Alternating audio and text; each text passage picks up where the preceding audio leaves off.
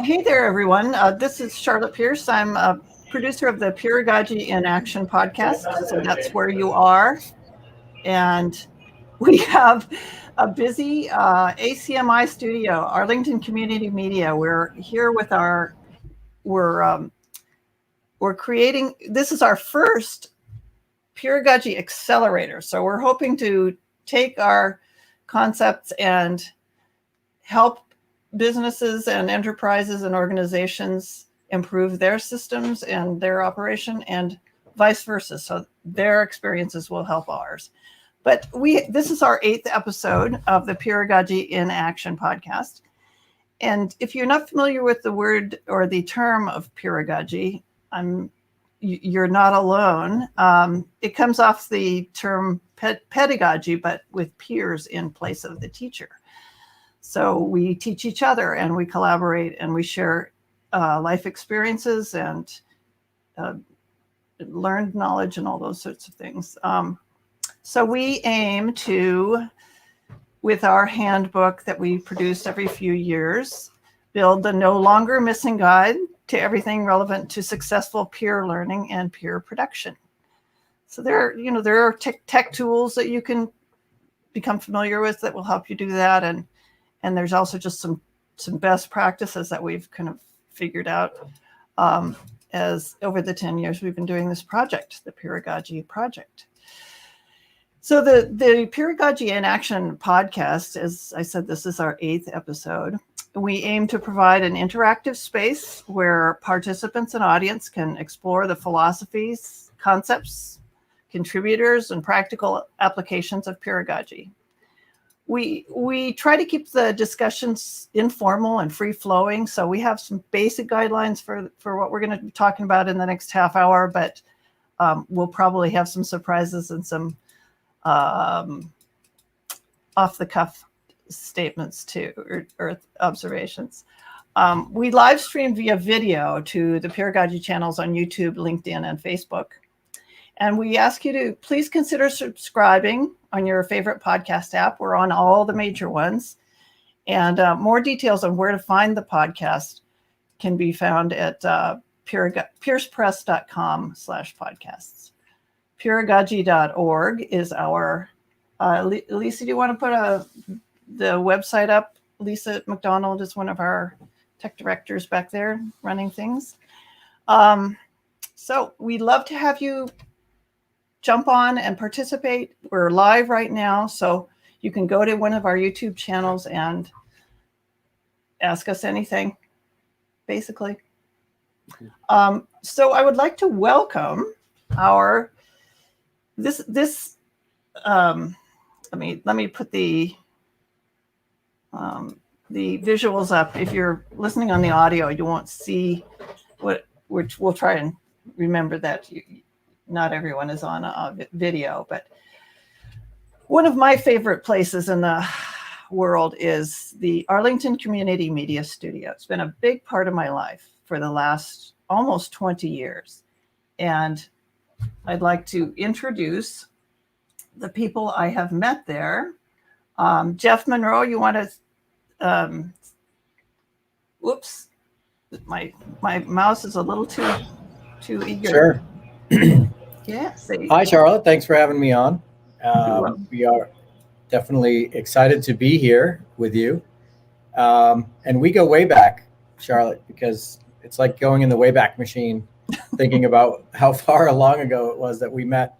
But just the power of pulling people together and working on projects is something that we obviously been able to do together. But that's what we do here at ACMI. It's bringing people together, helping them with their message to the community or their talents in the community, and sharing them with the power and the tools of community media offers. Awesome. And you are the ops, is that like special ops or? Operations manager. I always call you the station manager, but that's. Well, we've changed titles a bunch of times. No problem. Over the years, yeah. So. You just, Jeff, you know what, I think when I first came around in 2003 or something, was Dennis who was running, the studio with you then, and he said, "Yeah, Jeff would be your go-to guy for that." I think you have a new title called Go-To Guy. True. Jeff could be just called the go-to guy. Yeah, the manager of all things ACMI. Yeah, I know there's all those new terms in business, thought leader and stuff like that. Yeah. If I never hear that term again, that sounds like Jeff. Yeah, he's always full of thought ideas. after thought after thought. Exactly. Yeah. Well, listen, and I'm a volunteer producer, so I know these folks pretty well. But James, tell me, you've taken on about 4 or 5 jobs since I last talked to you, I think. What do you do there at the studio? Well, I am the communications manager here at ACMI, and I've been here for a little over 7 years now. I was a high school teacher for many years before that, and that does inform some of what I do at the studio and the way that I interact and support interact with our members and support our operations, etc. But I also recently, for the last number of months, have been the acting news director at ACMI because somebody needed to do that, and our news director headed off somewhat suddenly to another a job he couldn't refuse, so to speak. Yeah, well, that news program was kind of how I got back into it after several years, back into the studio, because you could come in and do anything like audio boards, video switching, learn those like highly technical color calibration if you really wanted to torture yourself. Yeah, I mean, you're absolutely right, Charlotte, that, what we're here talking about today, of course, is how is it that we work at ACMI in a kind of peeragogical way.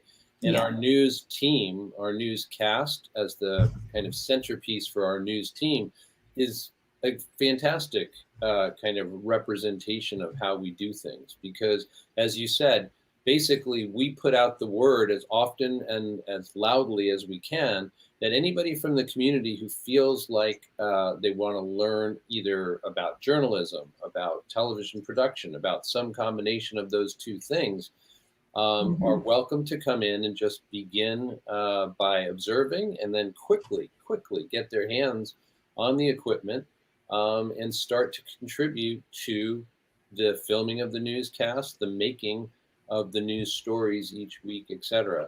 And it's been a super successful vehicle through which people have entered into the ACMI universe. Well, it's one of the more dynamic. These stations exist around the country, but it's one of the better ones that I've seen. And you have some kind of magic sauce, I think, that helps people get involved, help each other, take that knowledge and go to the next, so it ripples out. But let's get to Katie first, and then we will go on. But I just wanted to, Katie, can you describe what you do? And you and I have had a lot of interactions lately, but thank you. Yeah, of course. Thanks so much for having us, Charlotte, on your podcast. And I was thinking, definitely James touched on a lot of it, but I was thinking about, I'm currently productions manager at ACMI, but I was thinking I've kind of experienced the full growth at ACMI. I started as an intern 5 years ago. And what really drew me to it was, I was interested in video production, but I really learned a lot. Everything I learned from staff, volunteers, and other interns at ACMI. So, and then I was able to become part-time and then graduated to full-time that I am now. And really it was like a combination of full-time at this point, Katie. Sure, you could say that, yeah. I think I tracked you down at home too. You have my cell phone number, Charlotte. I'm sorry. I have to apologize to all 3 of you. That I realize I totally exploit my knowledge of your cell phone numbers. Not at all. But you can tell me how to. It works so well. Example of the way that we do things. We're going to give our cell phone number out. Not at the drop of a hat exactly, but in order to facilitate our members being able to do what they want to do. We don't like boundaries or obstacles to any of that. So we do we try and walk the walk.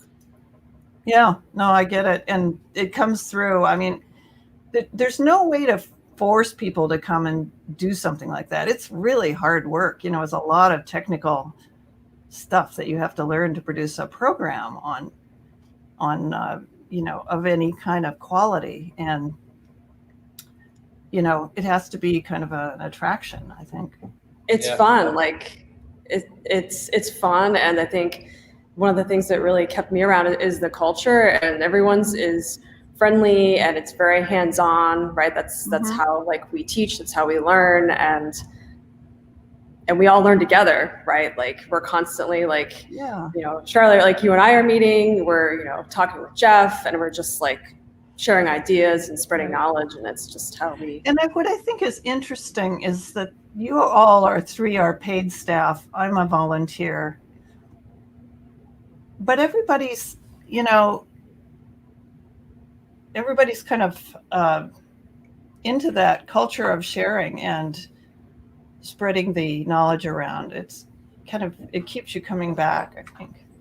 Yeah, I mean, that's a great point, Charlotte, because I do think that the only difference in a lot of ways in terms of the way that people are treated, in terms of the way, the access that people have to the tools that we use, the only difference between staff and volunteers or members is that staff has, we hope, some more technical expertise and just experience with the equipment and the processes, et cetera.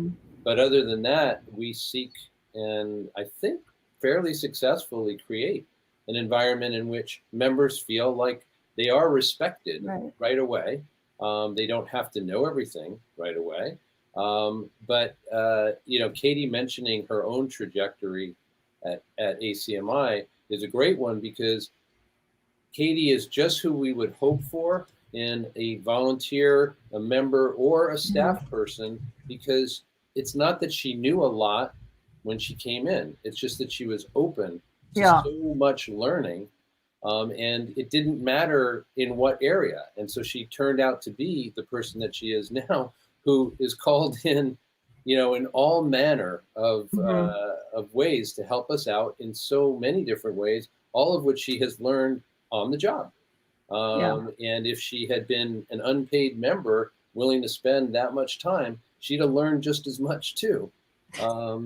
I know. And there have been volunteers who come in and go on to have jobs in ESPN or whatever, you guys. Yeah, I don't want to, Jeff, I'm sure you've got stuff to say. I don't want to. Well, I think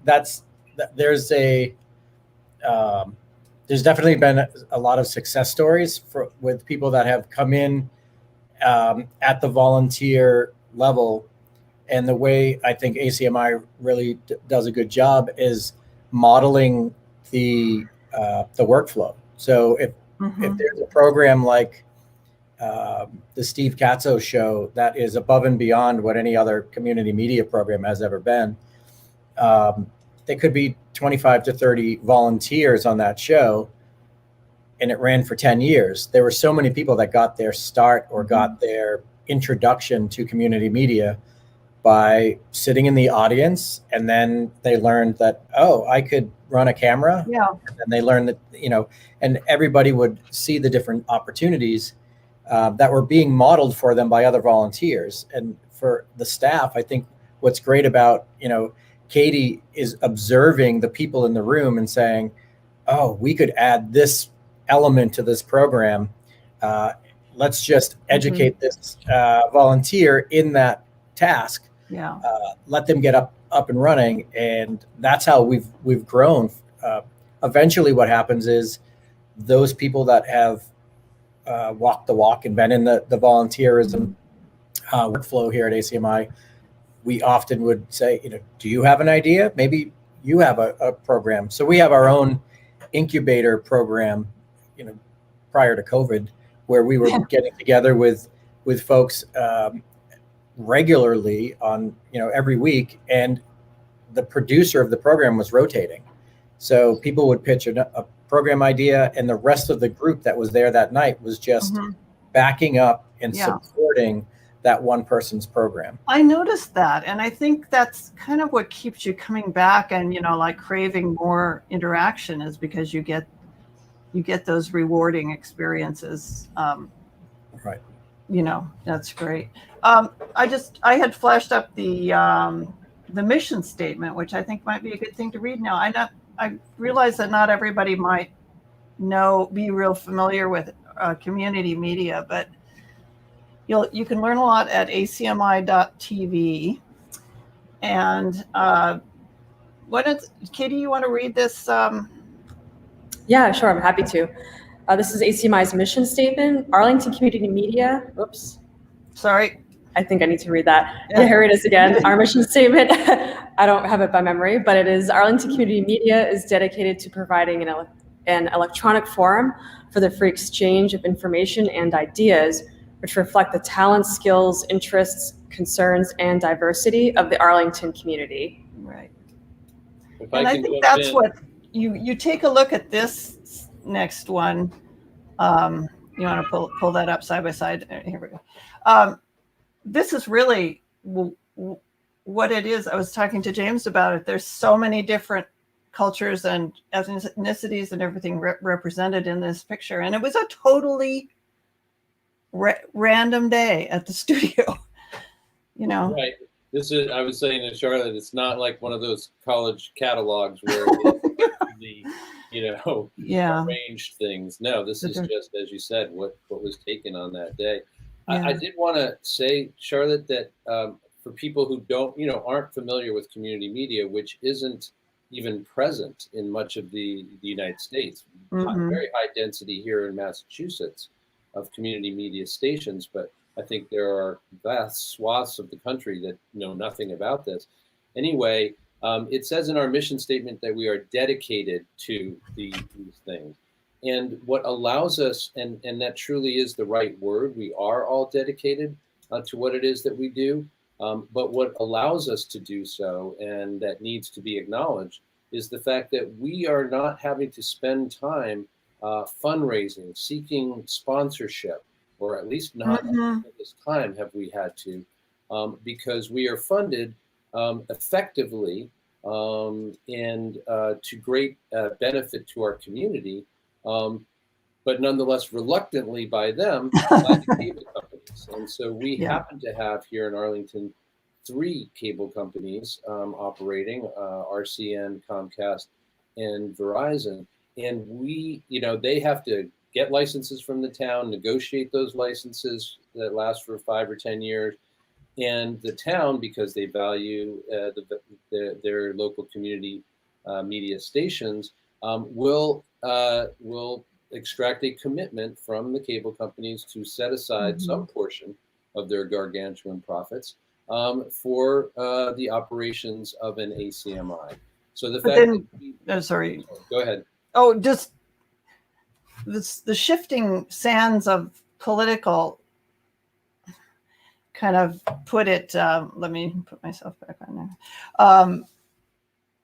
You'll have an administration that's like more pro-business, shall we say, and they'll push back against expanding that requirement that the cable companies fund community. Well, I want to add, because of your listeners and folks listening right now, they may not realize that this is what that franchise fees supports, because many times people will complain about the fees that are being added, but if people knew that these fees were providing a free classes to middle school and high school students, and at this point elementary school students as well.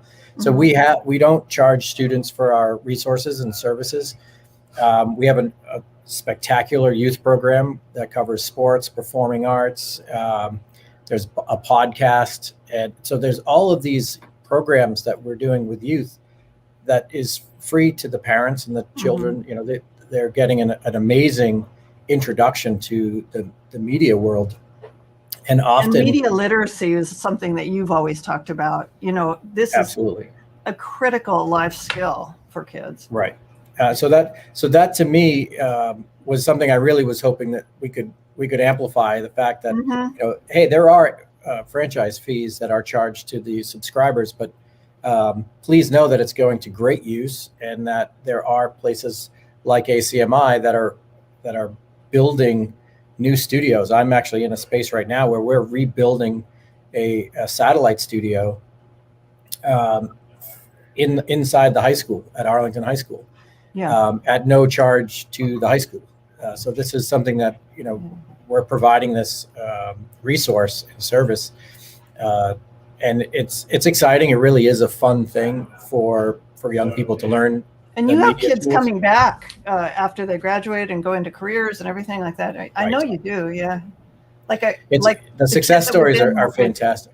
Yeah, within Aiden's group in middle school, like that was 10 years ago or more.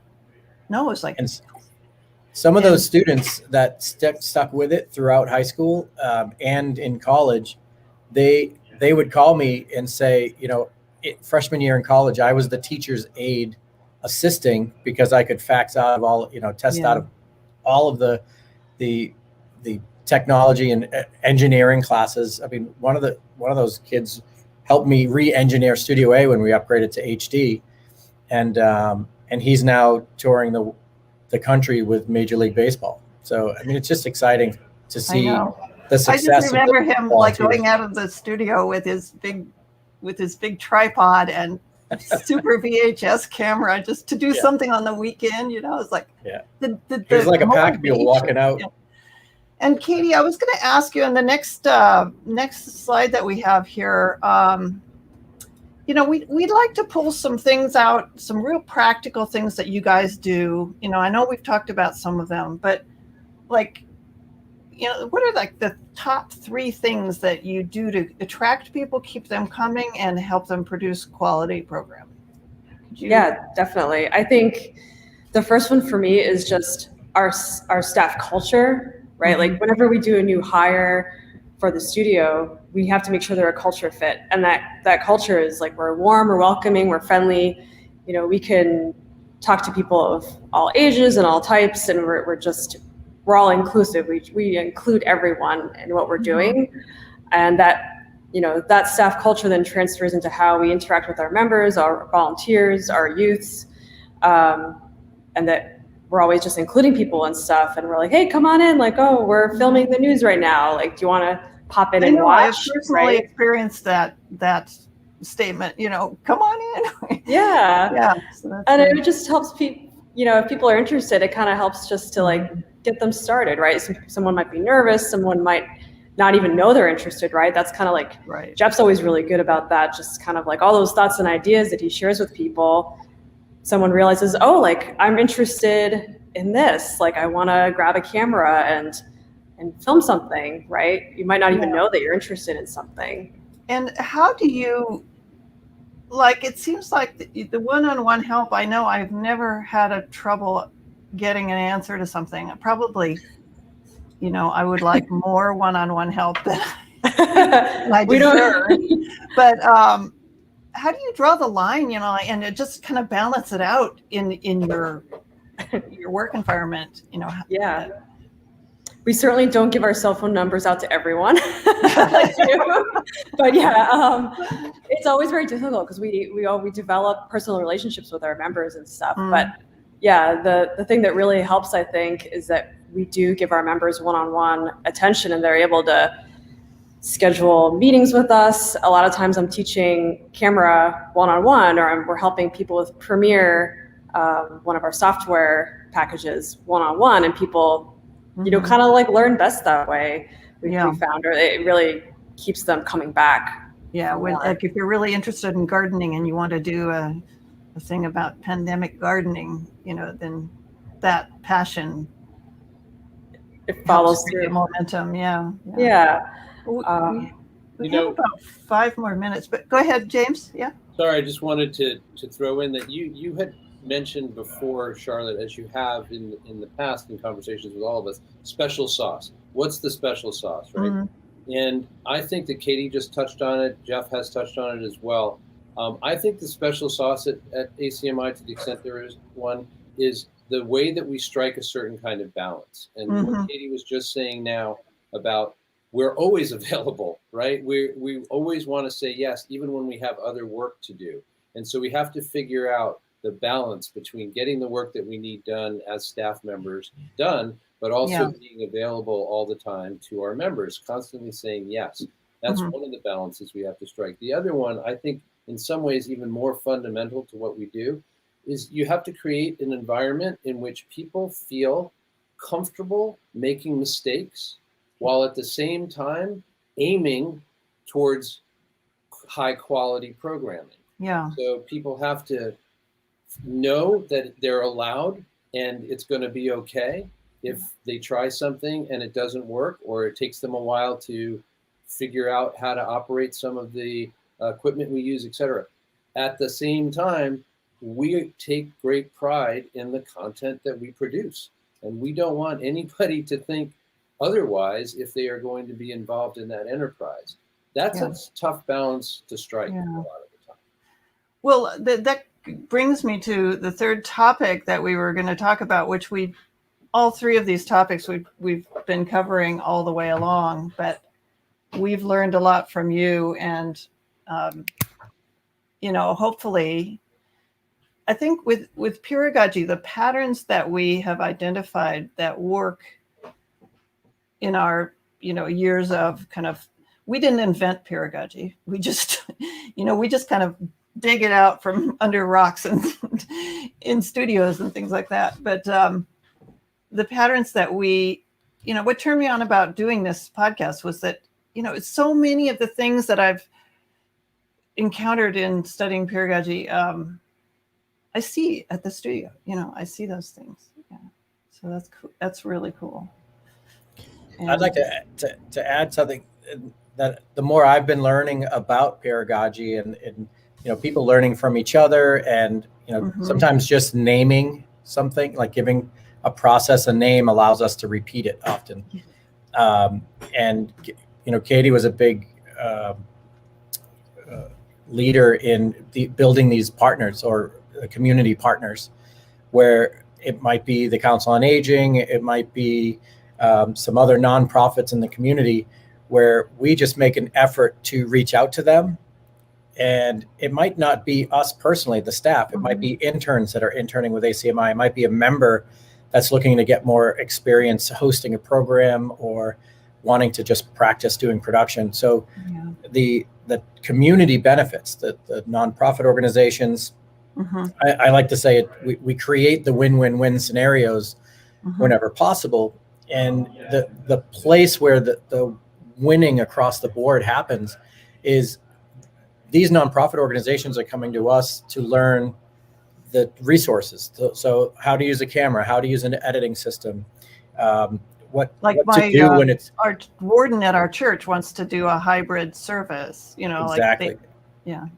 And I was brainstorming, and trying to help them out with that. So the idea is really to, one, provide the access. So, and that's what we're always marketing and promoting ourselves to say, like, hey, we're here to help. We're an extension of your marketing program, or we're an extension of your learning program, so you can grow as an organization and help them with their message. And then the win-win across the board is we're getting content. ACMI is able to populate these television channels that we have 3 channels, public, education, and government, and they're 24/7. So whenever we can put fresh program on there, we win. And then in the end, the last win in that scenario is the viewer. So the viewer, or the voter, or the future customer, or the future volunteer of whatever organization we're working with, they will learn about that organization through a program we've created together. So I think it's important to complete that circle where the organization is seeing the benefits of the television program, or seeing the benefits of a public service announcement that we help them create. So all of those things are something that it's important that people know what happens at community media centers. These are a number of the things, And we're always learning. We're always looking to others to see what their ideas are and how can we grow. And all of what you're, go ahead, Katie. And all of what Jeff is talking about, it's all collaborative, right? Like we're always like I said, one-on-one stuff, but a lot of it is also really collaborative. We're all like asking for help, and we're looking for that camera person and that audio person and that producer. So it's not everyone doing everything, which I think is the Peeragogy concept. I agree. You know, like I start coming in once a week just to do video editing because I could do it at home. I have the program, you know, but I don't do it. I just don't do it. And I come in there and there's Wu Sofi who's sitting there for like she's been there for 10 years in that same. She's she didn't go home. She's 10 years there. I know, and you ask her anything, and she kind of makes you do your homework, and then you know she'll come and help you. And Jared's the same way. Your staff member, Jared. Yeah, and it's interesting that you mentioned Jared. I don't want to out him. But I would say that ACMI attracts both on the staff side and on the member and volunteer side, people who see the place as a haven and who, because they feel so comfortable there, will be able to access parts of themselves that they don't necessarily bring out in the rest of the world. And so the number of folks that we have who naturally, like Wu Sofi, one of our members you were just mentioning, who will just share their knowledge with other people because that's what they've been seeing going on around them for so long. And we attract nerds and we attract introverts. And we attract, we attract super nerds. And again, it's because that sense, that vibe that you know so well, Charlotte, it is present, and they know that they are at home in a sense. Yeah, I think that's it. You know, you create an environment where people feel at home and they feel they can trust each other and they're not going to get barked at or. I know we're out of time, Charlotte, but we had another member, Tyler, who literally said like a year or two ago, ACMI is the place where all the stray cats go, which is maybe doesn't sound good, but it kind of goes to what James was alluding to. It's power to the people, it's media for the people. I just think if we don't preserve that, we're going to have a hole in our, society. I don't know.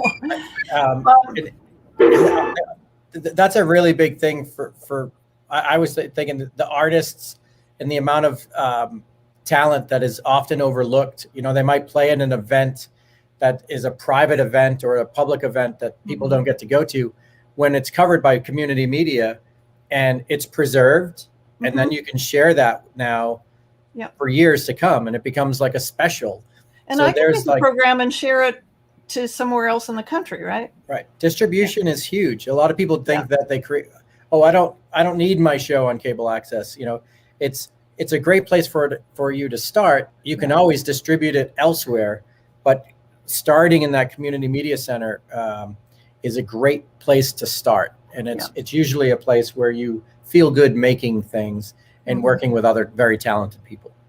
Well, you are three of my favorite people to work with. And just to know, I really admire, everything about what you do and the unique qualities that you bring to that studio and the community. And I just can't say enough about it. I'm so proud to be a member and to be involved. And thank you very much. I would like to wrap up here with just you can all take, or you don't have to, but if you want to take one thing that you would like, one challenge you'd like to solve at ACMI, what would it be?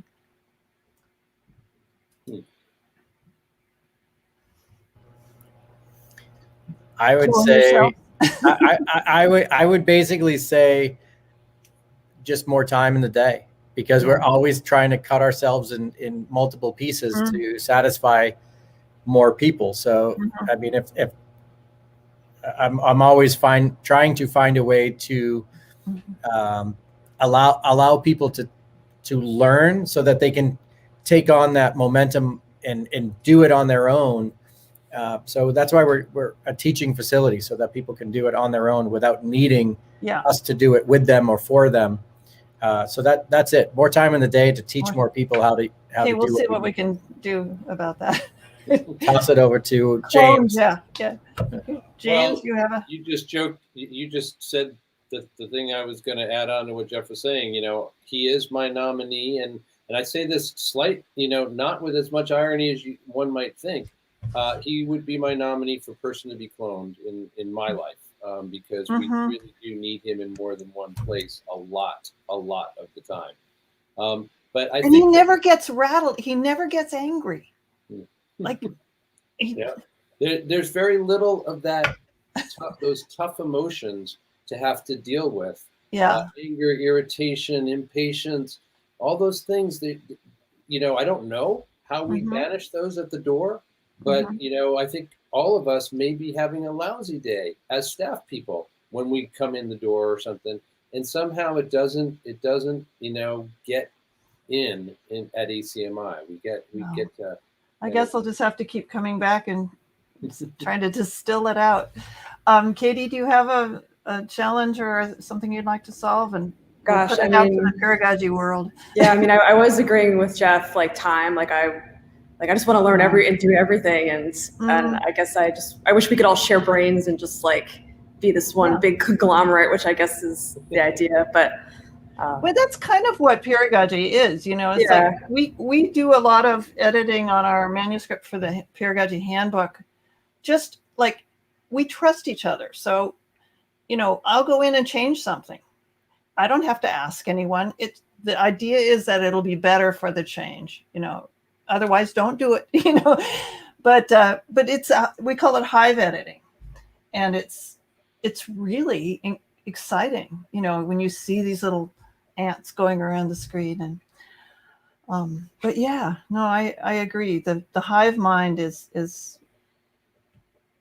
you can figure out a way to keep the chaos down and the momentum going, I think it's good. But thank you all for being here, and thank you to our listeners. Please go on to your podcast apps and subscribe, because that's kind of how we keep going. And I'd like to recognize our staff, our behind the scenes people. Joe Corneli, he works at the Oxford Brookes Institute for Ethical AI, and he's the editorial director of the Peeragogy Handbook. He's in the UK. We also have a member who's in Mexico and various other places, and Lisa MacDonald is in LA. I'm the producer. I do just about everything that needs to be done on social media. And we appreciate Lisa MacDonald, our technical director today. She kept the banners going and all that good stuff. And since we are so often those very folks too, and or we depend on the folks who only get that acknowledgement in the credits, thank you, Charlotte, for doing that on behalf of them and all the other unnamed people who I think we're the kind that sit through the credits on a movie. Just think about what that job might have been like. Thank you, guys. Thank you for the opportunity. I think relatively few of us have had the chance to step back. We're lucky that we love the work that we do and love the place that we do it in. And so we don't often have a chance to get together and talk just about that. Well, I think that this is a topic we could come back to, and do more. It just helps to talk about stuff and just to think about what works and verbalize it, I think. But yeah.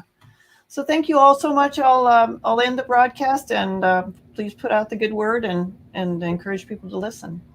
Thank you, Charlotte. Thank you.